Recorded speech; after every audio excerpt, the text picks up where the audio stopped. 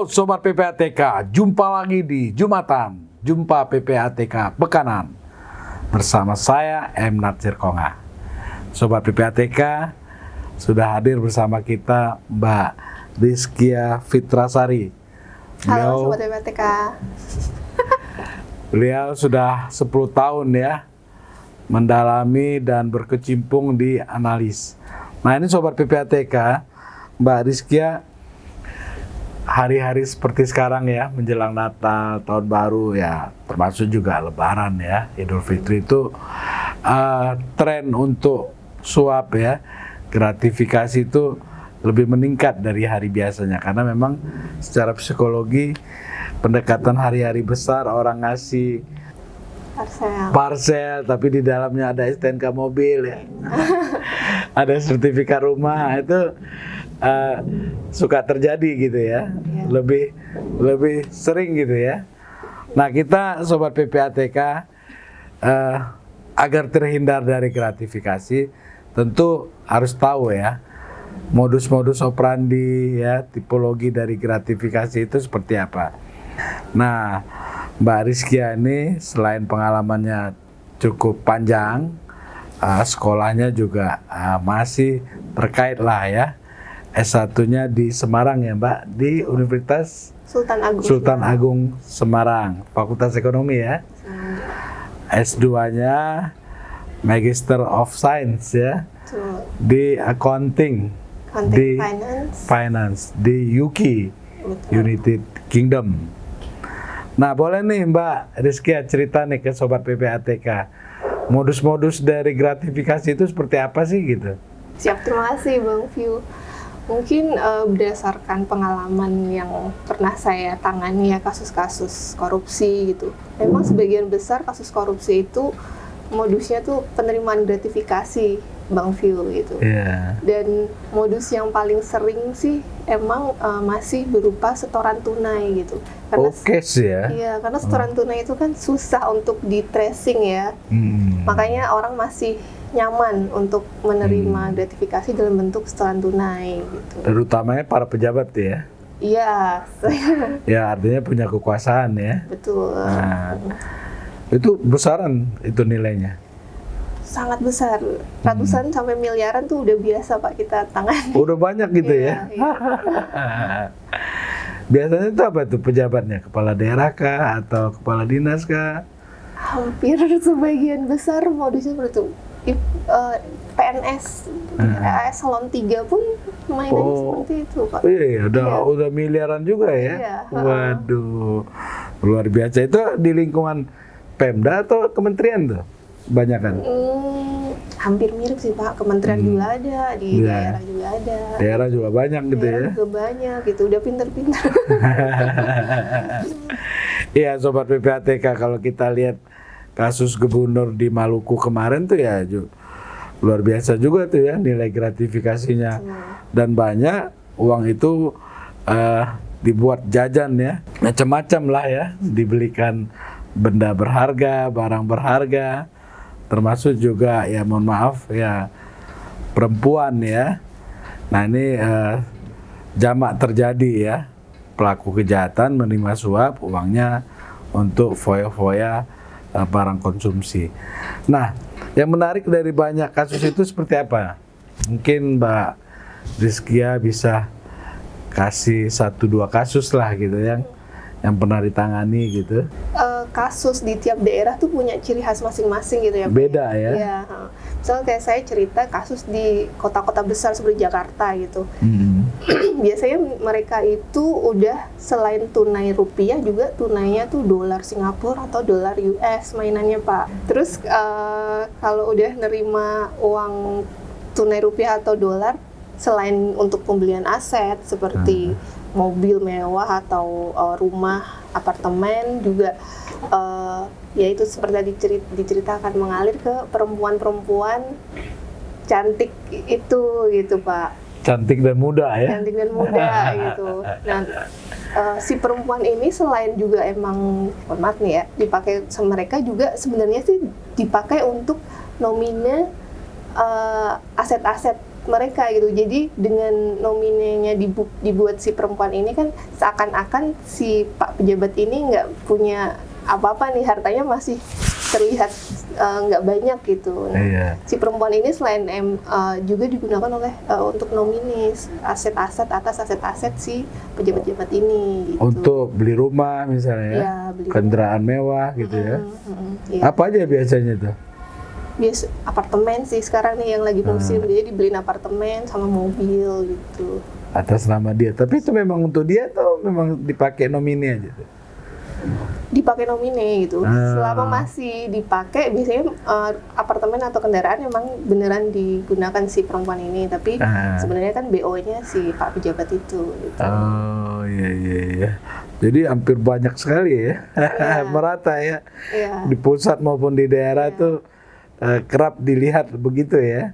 Modusnya sekarang zamannya seperti itu, Pak. Per daerah, tiap daerah tuh tadi di Jakarta lebih banyak menggunakan mata uang asing gitu ya. Betul. Nah. Kalau misalnya para pelaku kejahatan di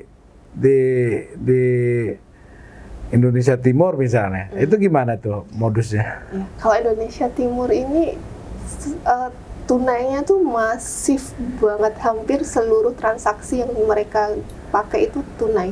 Mereka nggak mengenal transfer, nggak mengenal pindah buku tuh nggak. Semuanya dia lakukan secara tunai.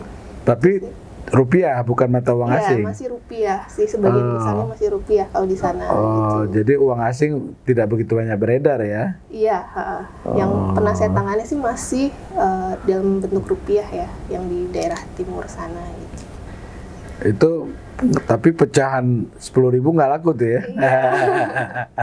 50-100 Iya, jadi kalau mereka ke Jakarta itu banyak tuh super taxi cerita itu bawa tuh uang tunai satu tas tuh. Iya benar Pak. Iya, super taxi itu cerita gitu ya. Saya kalau naik taxi itu kan cerita tuh ke abang itu. Wah, itu kalau ke Mangga Besar bawa satu tas isinya uang semua. Mereka korupsinya di sana, ngabisinya di Jakarta gitu. Orang-orang timur. Itu ya selain ke Mangga 2 tuh apa tuh biasanya tuh mereka ini? Di daerah selatan juga banyak Pak mereka. Oh, selatan ya? Jaksel juga. Oh, Jaksel ya. Itu, Pak. Tapi lebih kepada itu juga nyari perempuan juga gitu ya? Iya, itu udah pasti juga sih Pak. Paling Mangga Besar ya Pak. Dan itu juga lagi ya. Kalau saya cerita dengar cerita ya yang selalu dipakai gitu ya. Itu tarifnya lebih mahal tuh Mbak Rizky ya. Gitu. Kalau dari apa namanya itu ya, apa ya, kalau kita bilang dia pelaku kejahatan sebagai saudara kita, saya juga kurang pas juga tuh menyebutnya tuh.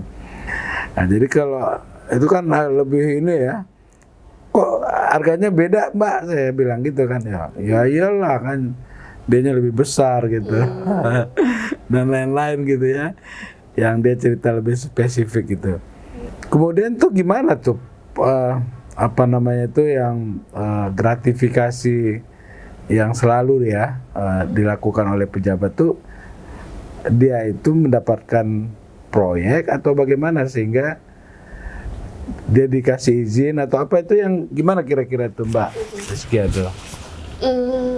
Biasanya pasti terkait dengan kewenangan mereka ya, baik itu misalnya kepala daerah dia bisa pengadaan atau perizinan gitu.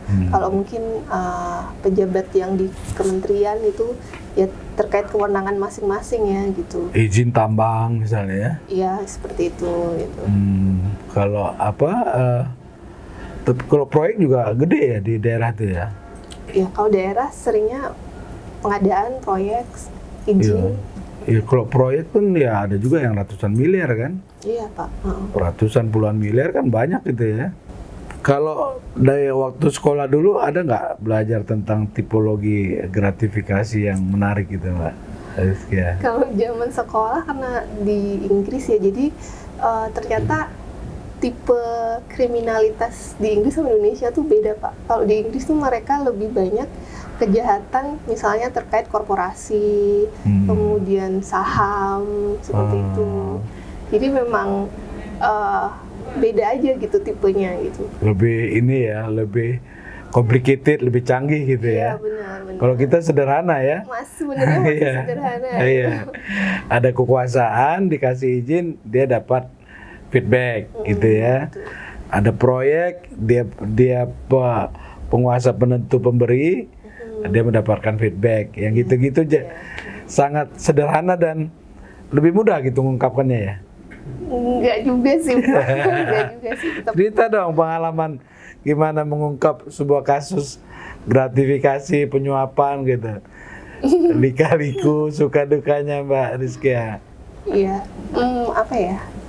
Paling misalnya kita kalau perlu ke daerah, sedangkan yang kita periksa itu adalah kepala daerah di situ, itu ini perlu hati-hati gitu, karena beberapa kali kita sempat ketahuan gitu Pak, kalau memang sedang dalam proses pemeriksaan si kepala daerah itu gitu. Kan pendekatannya follow the money, orangnya nggak tersentuh kan, nggak disentuh kan. Kadang pihak yang kita datengin ini entah info dari mana tuh bisa sampai ke yang terperiksa ya. Apalagi kalau ke bank milik daerah ya, BMD ya. ya.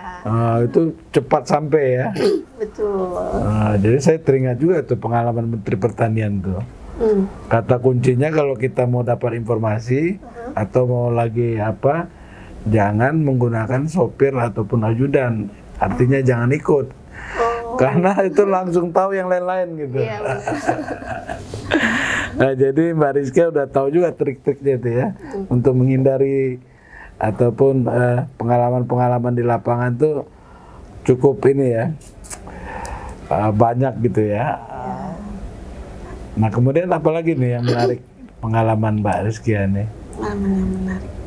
Apa ya, paling ya semakin kita banyak pernah mengulas kasus, jadi kita semakin tahu ya ternyata manusia itu kreatif gitu loh, bisa berbagai macam cara dia tempuh untuk mencapai apa yang dia mau gitu. Nah kalau untuk supaya ya tentu kita apa ya berharap supaya para pejabat yang selalu menerima suap gratifikasi itu jangan lagi lah gitu ya. Nah itu apa yang bisa kita sampaikan ke mereka? Mungkin ini revolusi mental gitu ya Pak. Iya. Memang nggak mudah ya Pak, karena ini menurut saya sih udah budaya ya, budaya menerima gratifikasi, budaya korupsi gitu. Itu menjadi sesuatu yang biasa gitu ya? Iya, saat ini gitu. Untuk merubahnya memang mungkin butuh waktu dan kerjasama seluruh pihak sih Pak. Tapi mereka tuh nggak takut gitu ya dengan kencengnya misalnya KPK ya mengejar para pelaku, ya PPATK juga terus mengendus kan aliran dana dari pelaku kejahatan gitu. Selama harta mereka masih aman tuh pasti mereka masih masih tenang-tenang aja sih. Tapi kalau udah mulai kita freezing hartanya, kita blokir, nah itu udah pasti mereka udah mulai bereaksi itu. Oke. Ada pesan nggak Mbak Rizkia ke para pelaku penerima gratifikasi juga ya yang memberi gratifikasi ya? Mungkin bukan pesan buat mereka ya, tapi kalau memang negara ini ingin memberantas korupsi, yang perlu diutamakan tuh bagaimana cara memiskinkan mereka, karena kalau udah miskin tuh efek jerahnya lebih berasa gitu Pak. Makanya UU perampasan aset tuh yang emang harus segera diundangkan ya. Benar. Karena dari pengalaman saya, begitu rekening diblokir, kemudian aset disita, itu pasti mereka langsung deh bereaksinya tuh kelihatan banget gitu. Ini Mbak Rizkia kayaknya belum terbuka nih, kasih dong nih ke Sobat PPATK cerita yang menarik nih dari case yang sudah diungkap misalnya ya. Kan para pejabat tuh banyak menyimpan ya, mohon maaf ya, perempuan lah ya. Nah, ini gimana tuh kalau yang kayak gitu-gitu tuh? Ya siap Bang View. Ya sih, dari kasusnya baru kita tanganin tahun ini gitu Pak. Jadi itu ada pejabat gitu sering menerima gratifikasi, dan ternyata kita menemukan ada aliran dana ke perempuan-perempuan cantik tadi itu. Perempuan-perempuan banyak dong ya. Iya. Nah, salah satu perempuan ini tuh aktif di media sosial, jadi kita suka Selegram. pantau ya, selebgram gitu. Kita pantau ini media sosial si perempuan yang tadi sama si Pak pejabat ini gitu. Nah, dari media sosial yang dia tampakkan itu, dia selalu memamerkan tuh makan di hotel mewah, kemudian pasang foto dengan background mobil mewah gitu yang gonta-ganti tiap minggu, atau kalau enggak lagi duduk di apartemen, lagi duduk di rumah, seperti itu, Pak.